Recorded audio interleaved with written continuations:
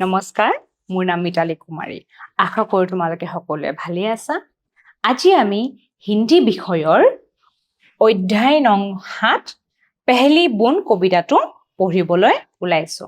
আহাচোন আমি একেলগে এবাৰ কবিতাটো চাওঁ।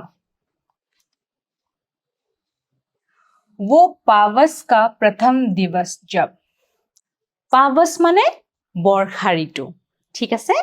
वो पावस का प्रथम दिवस, दिवस माने दिन, माने बर्षा ऋतुर प्रथम दिनटु कि प्रथम दिवन, जब पहली बूंद धरा पर आई, जितिया बर्षा ऋतुर प्रथम दिनटुत आमार बरषुण परिছে। पहली बूंद धरा, धरा माने धरती, पृथ्वी। पहली बूंद धरा पर आई, वो वर्षा ऋतु का पहला दिन था, प्रथम दिन था, जब पहली बूंद धरा पर आई, जो बारिश की जो पहली बूंद है वो धरा पर आई। अंकुर फूट पड़ा धरती से, वो अंकुर जो बीज होता है ना, वो फूट पड़ा धरती से, वो बूंद गिरा, उससे वो अंकुर फूट पड़ा। वो धरा का जो अंकुर है, वो बीज जो है वो फूट पड़ा। नवजीवन को ले अंगराई, नवजीवन जो बीज होता है ना, আমি কি কওঁ, পুলি কওঁ নে নাই? বীজৰ পৰা যে পুলি হয়, লাহেকে কলি হয় নে নাই? ये क्या हुआ? नवजीवन, अर्थात नया जीवन मिला। वो जो पहली बूंद बारिश की है, उससे धरती को एक नया जीवन मिला, बीज वो कली खिलने लगे। ठीक है। धरती के सूखे अधरों पर, अर्थात धरती मतलब पृथ्वी, धरा, धरती के सूखे अधरों पर, अधरों मतलब सूखा, मतलब क्या? जो सूखा होता है ना, जो सूख जाता है। ठीक है। আমি যাক শুকান বুলি কওঁ, হয়নে? শুকান। अधरों पर, अधरों अर्थात क्या है? होठ, इसको अधर बोलते हैं। हाँ, धरती के सूखे अधरों पर, यह कवि क्या बोल रहे हैं? धरती बिना पानी के, जो बिना बारिश के पानी के, जो हमारा होठ सूख जाता है ना बिना पानी के, वो जैसे धरती सूख गया था। ठीक है। धरती के सूखे अधरों पर, जो धरती के सूखे होठ थे, गिरी बूंद अमृत सी आकर, जब वो बूंद गिरी, वो जैसे अमृत जैसा लग रहा था। क्योंकि पूरा जैसे हमारा गला सूख जाता है ना, पूरा गला सूख जाता है, तो थोड़ा सा भी अगर हम पानी पी लेते हैं तो हमको क्या लगता है कि जैसे ओ अमृत, ऐसा होता है कि नहीं? जब हमको बहुत प्यास लगती है, उसके बाद क्या होता है, हम थोड़ा सा भी अगर पानी पी लेते हैं, ऐसा लगता है कि हमको अमृत मिल गया है। इसी तरह कवि ने इसको क्या बोला है? धरती भी उसी तरह सूख गए थे, धरती का गला भी, धरती का होठ भी सूख गया था। मतलब धरती का जैसे गला, तुम मान के चलो कि धरती का गला भी सूख गया था। थोड़ा सा जो बारिश का बूंद आया, जो पानी आया, उससे क्या हुआ? धरती को जैसे लगा कि उसको अमृत मिल गया है। কি হৈছে? যে ধৰতি শুকান হৈ আছিলে, আমাৰ পৃথিৱীখন শুকান হৈ আছিলে, সেই সময়ত এই যে গিৰি বন, অৰ্থাৎ সেই যে বৰষুণৰ যি টোপালটো পৰিছিলে, সেই টোপালটো একদম অমৃতৰ সমান আছিলে।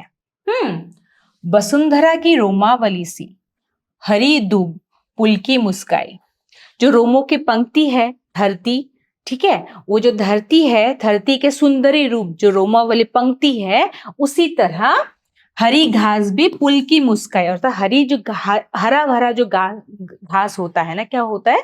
जो ये हरा भरा घास होता है, वो भी उभरने लगे।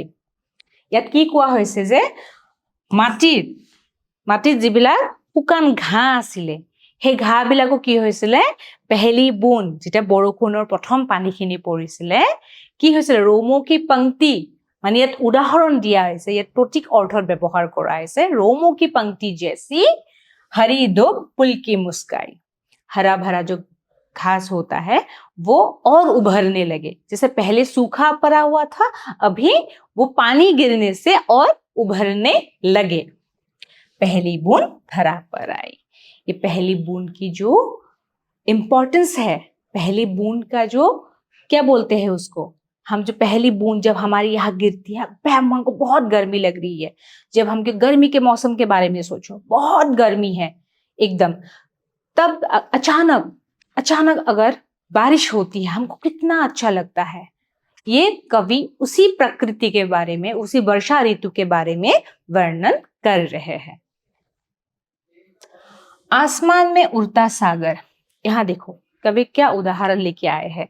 आसमान अर्थात आकाश, उड़ता सागर क्या बोलते हैं, जो मेघ बादल जो होते हैं ना उसको उड़ता सागर बोल रहे हैं।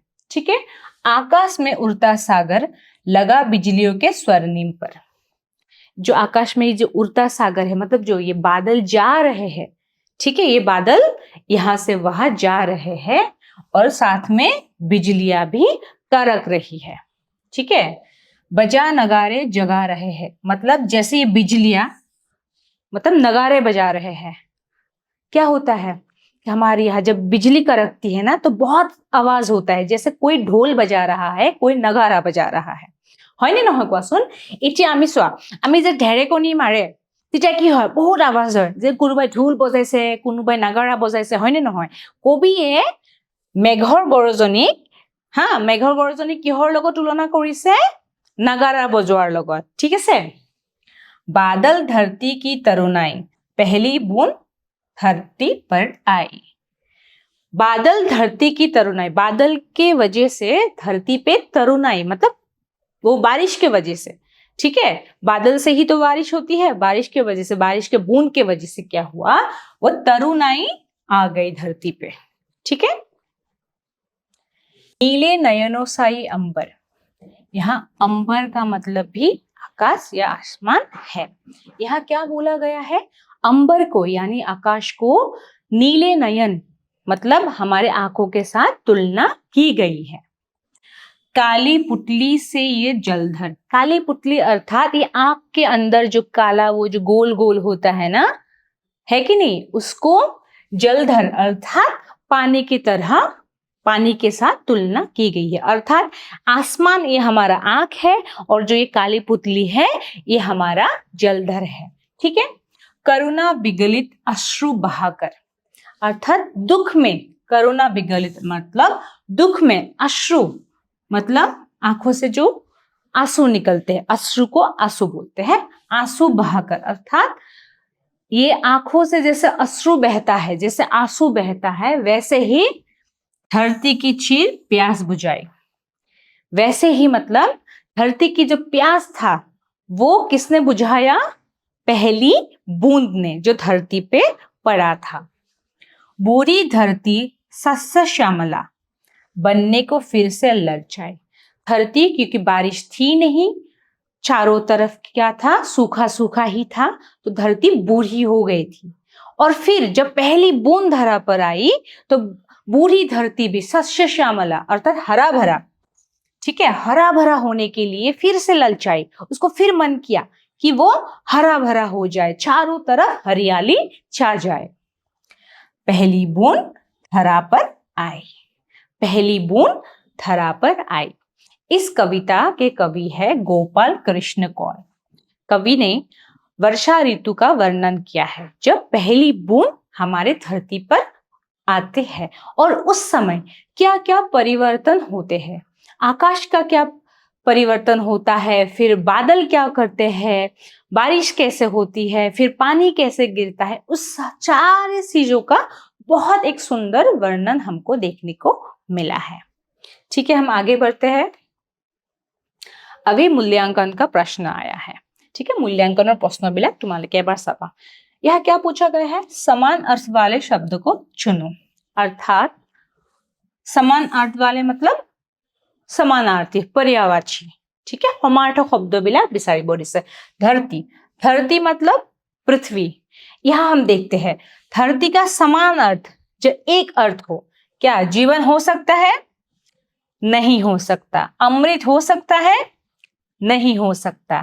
तो धरती का समानार्थी शब्द क्या हो सकता है, धरा। मैंने पहले भी ये कविता में बोला है। और उसके अलावा धन, पैसा हो सकता है, नहीं हो सकता।